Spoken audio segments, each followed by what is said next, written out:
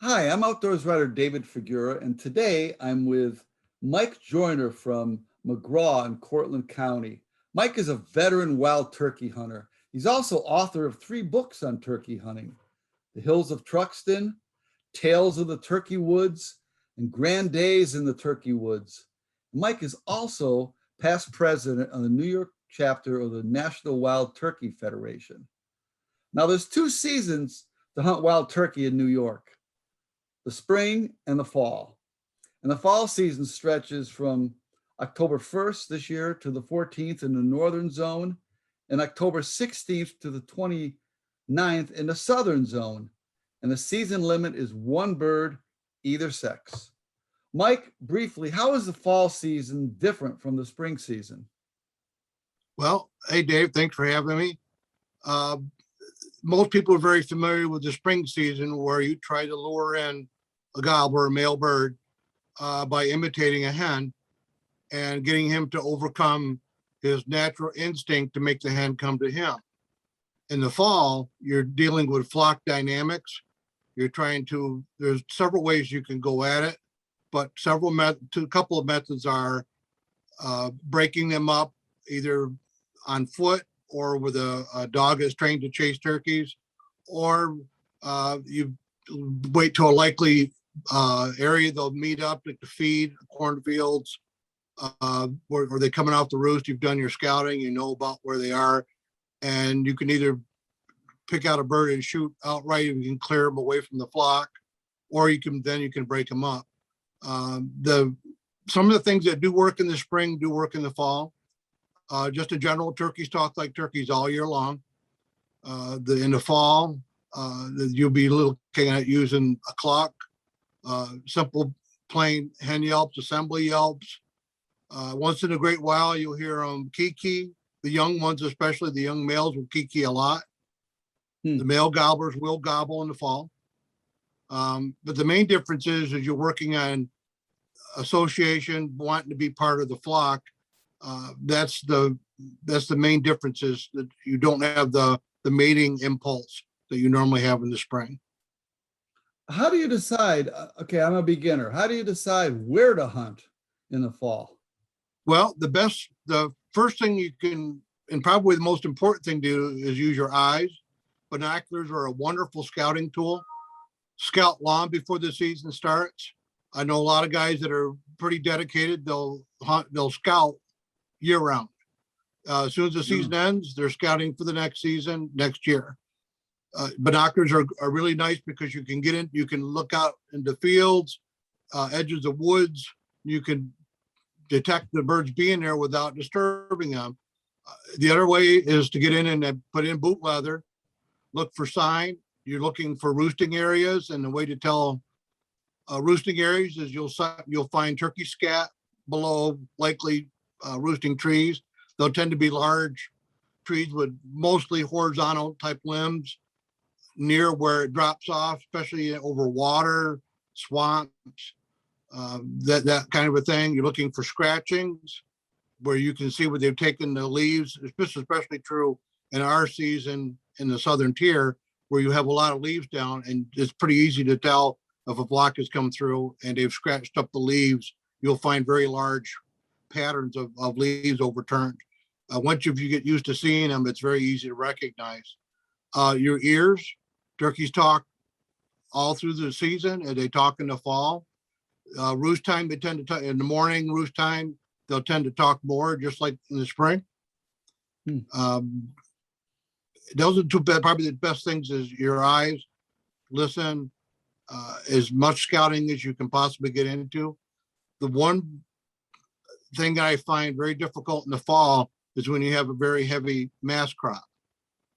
If they have a very heavy mass crop, they don't tend to move very much. Nuts and acorns and stuff like that, right?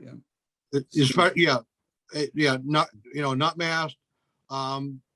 September is usually a good time to be doing scouting because the grasshoppers and crickets will be out in full force. A lot of the fields have had their last cut of hay taken off, and you can see pretty well. Right now, some fields you can't tell if a turkey was right in the middle of it. But if you can do that in September, you can see them. But once the mass crop comes down, and if it's a heavy mass crop, you don't get a lot of sign. They don't tend to move. They'll roost. If it's a part of their natural roost area, they'll roost close to the food. I've gone seasons where I don't run into birds for 3 or 4 weeks. Of course, that's a bit of an issue with the reduced season we have now. Sometimes it takes 2 or 3 weeks to get onto a good flock, especially if you want to take a bird out of, a sizable flock. As you get into November, the flocks start getting larger and larger as groups come together. Right. Now, apart from your firearm, what kind of equipment do you use? Do you have a ground blind, a portable blind, or you just lean up against a tree?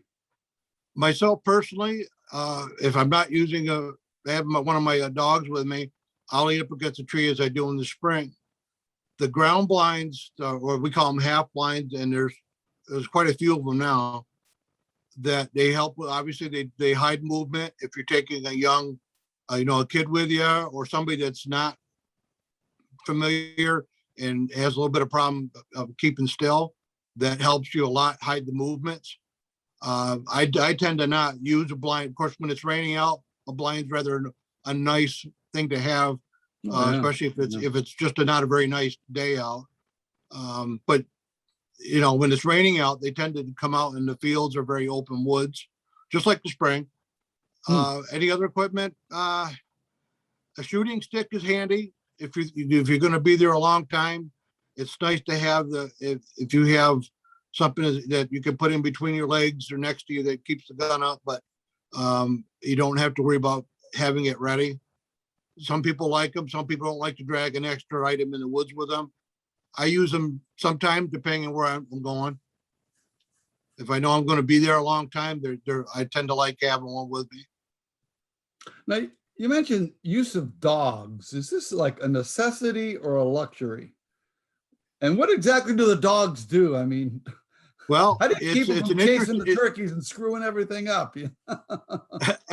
It's if you get the chance to go with somebody that's an experienced houndsman that hunts turkey in the fall with dogs, just to go along, even if it's just to bring a camera or be the shooter, or if you get the chance in any capacity to go, it's very exciting. You get to walk the woods when it's absolutely beautiful. The fall colors are great. And once you hear a dog get into them, the sounds that you hear are not like at all what you hear in the spring. You scatter a flock of 30, 40 birds, and you'll hear every sound in their repertoire. And it's exciting. When you do that, you tend to set up about where you believe the break was, and you start working the birds. And at some period of time after you've broken the birds, they'll start to work back in. The dog's job, and if I was a dog, I don't know if I'd be happy or upset with this. But your idea is to go after the birds and break them. The Weimaraner that I have, he's excellent at breaking birds, but his attitude, which I believe it is that he wants to eat the birds. He has no desire. Yeah, right. He has no desire to chase them and not get them. He wants one in his mouth. He wants to take it back. He wants it for his next meal. But it happens to work very good for breaking birds. So you break up the flock, and then the dog comes back to you and just sits quietly and waits for you to do your thing? Yeah, that's always the curious behavior that you train your dogs with. My dogs, the Weimaners are a large breed to start with, and putting them in the sack is going to be pretty much a act of futility. I use a stake blind, and I put one leg over them, and it calms them down. And even though I didn't do anything purposely to teach them this, normally I would think they would bark and they would make a lot of movement, and they just focus. When I have my leg over them and they're with me, it's like they're watch. And I always thought they would bark. They never have. They never did. When they're coming, the birds are coming in. They of course, when they shoot, they tend to get really excited, and I let them go in and get the bird. But they do. But the dog stays put and still and quiet. A lot of people use camouflage bags or burlap bag, and some breeds really enjoy that. They get in, they get nice and warm, they settle in. It's very comfortable for them. down at like Turkey Trot Acres. Pete Clare runs dogs every season, and that's what most of their dogs do. They'll get in a bag.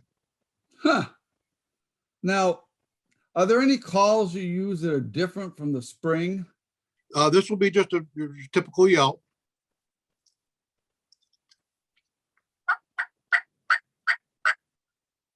Where the assembly yelp that I had mentioned earlier is to be something more like this.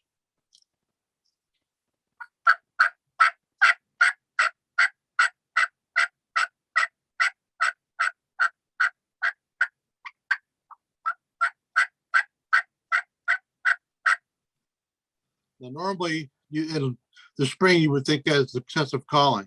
I have heard that in the spring, but it's not what you normally hear. Right. The other call that I would demonstrate would be a cluck. And if it's windy or if you're talking with your buddy, you might not notice it. And sometimes if you don't notice it, you take a few more steps and realize you just missed out on an opportunity. That happens a lot.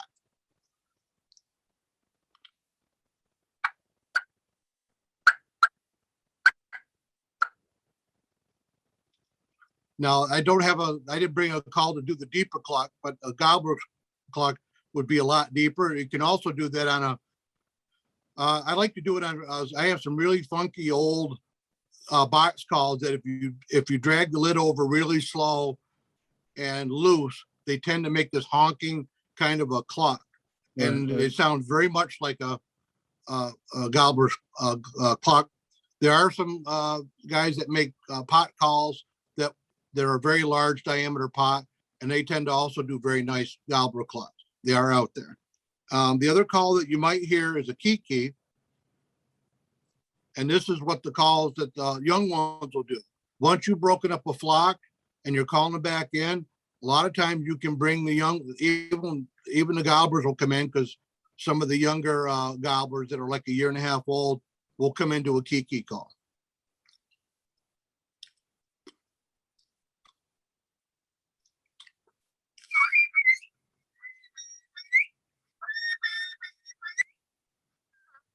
The clucks, the kikis, and the gobble? Assembly yelp is one that I would use a lot in the fall, or even just a plain yelp. You'd be amazed how many times you work in a piece of woods very slowly. You just do a nice soft yelp, and all of a sudden one will talk back to you, especially if they want company. Oh, there's been a lot written lately about the subject of ticks, particularly in the spring. Do you have to worry about them in the fall? And what do you do? What preventive measures do you do? If so, in this part of the state, the tick season in any research that I've looked at tends to drop off in October. And as you know, though, we've had some Octobers that were a lot more like September than October. right. They tend to be, I've sat in tree stands on Halloween and it went wishing I had a shirt sleeve t-shirt, but it tends to drop off then. The precautions are be the same as you would in the spring. You use permethrin or other tick repellents. Right. Check yourself or have somebody check you. Have your significant other look you over. Right. It's the best caution. Every time you come back in, you do want to look for them. And this year was particularly bad. Yeah. Yeah. Are there any other particular do's and don'ts that you'd care to mention, or that our listeners should know about? Mostly is when you go into a place that you've scouted and birds are there, you need to trust the scouting that you've done. If you know they're there, that they're frequent there, or that they come in at random time, it's not a good thing to get hasty and start getting up, moving around without being careful about what kind of noise you make. The turkeys can hear very well. I wouldn't say still hunt where you cover 100 yards in 2 hours, but I would say still hunt or a slow hunt, and especially in the fall, is more productive. You'll tend not to run turkeys out of the woods that you're looking to hunt. And if your scouting tells you they're there for either to get gravel for their gullet, or the corn, hit cornfields for spilled corn, that kind of thing. Trust your intel. Sometimes you just have to be patient and let it play out. Now, looking at the And dates of the season, this is one thing I thought about. Conflicts with deer hunters, bow hunters. It seems like it's inevitable. Well, it was kind of a pet peeve of mine when they changed the season, where bow hunting started on October 1st, and then they moved it to the 15th for the turkey, because I'd like to hunt with the dogs, and a lot of guys don't like to have a dog come through while they're up in a tree stand. Right. And I have found, though, that when I'm dealing with somebody that is an experienced deer hunter, they also know that deer follow hunters, even with dogs. And I've learned that myself over the years, where if you can watch your back trail, deer will follow, because it's just as important to a deer to know that you're ahead of them. You're no longer a danger to them. And I have ran into hunters that had no issue at all. Matter of fact, they wanted to know where I come through and how long ago I went through, because they know that in a half hour, they're probably going to be looking at a deer following me out. And it happens more often than people realize. Yeah. Okay. So like cooperative use of the woods, I haven't had too much trouble there, a little bit, but try to be courteous. And of course, with some people, they're not swayed with generalities of being kind and that, but it is, the seasons are concurrent. I personally like the 2 weeks we used to have. And you could basically not worry about it. But even now, as myself, if I go to hunt a piece of woods, I will drive it around even a couple times. One, to see if turkeys are in openings in the woods or edges of woods where I can see, or fields, but also to see if anybody's parked. And because if they are parked there, I'm not going to bother them. It's the same courtesy that I would have toward other turkey hunters. If they're parked there and they're hunting it, I'll just leave it be. And I've, over the years, I've got enough places where I can go check. Yeah. Well, Mike, thank you very much for your time and your wisdom, and good luck this fall season.